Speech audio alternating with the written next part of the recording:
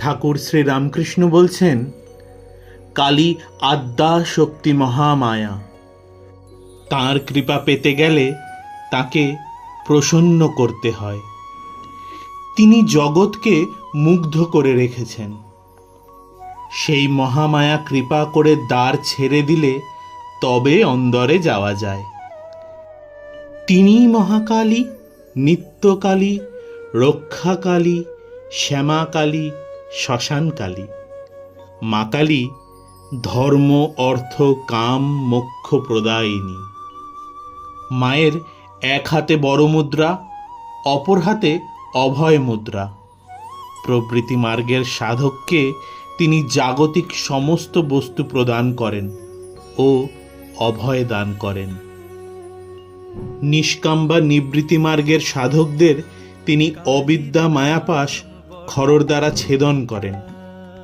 শানিত খরা জ্ঞানের প্রতীক। বাম অধকরে ছেদিত মুণ্ড সংযমহীন কামনা, বাসনা ও লোভের প্রতীক। সৃষ্টি, স্থিতি, প্রলয় শেষে তিনি সকলকে আবার নিজ অঙ্গে বিলীন করে রাখেন। তাই তার গলায় মুণ্ডমালা। এই মুণ্ডমালা আবার 50 বর্ণমালারও প্রতীক।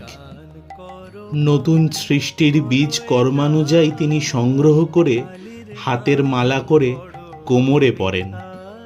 হাত কর্মের প্রতীক। তাই শুভাশুভ কর্মানুযায়ী নতুন সৃষ্টি করে ফল প্রদান করেন। খোলা চুল মুক্ত স্বভাবের প্রতীক। মা সর্বদাই মুক্ত। যিনি সকলকেই মুক্তি প্রদান করেন তিনিই মুক্তকেশী। মহাকালকেও যিনি গ্রাস করেন তিনিই কালী। চন্দ্র, সূর্য, অগ্নির প্রকাশ স্বরূপ এবং ভূত, ভবিষ্যৎ ও বর্তমানের প্রত্যক্ষ দ্রষ্টা। তাই তিনি ত্রিনয়নী। মধ্যের চক্ষুটি জ্ঞান নেত্রের বা দিব্যাচক্ষুর প্রতীক স্বরূপ।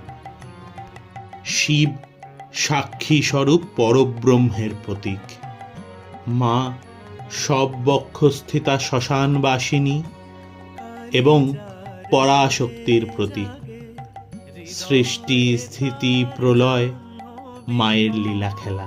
কালী যার হৃদয়ে জাগে, হৃদয়ে তার জাহ্নবীটা। সে যে কাল হলে মহাকাল হয়, কালে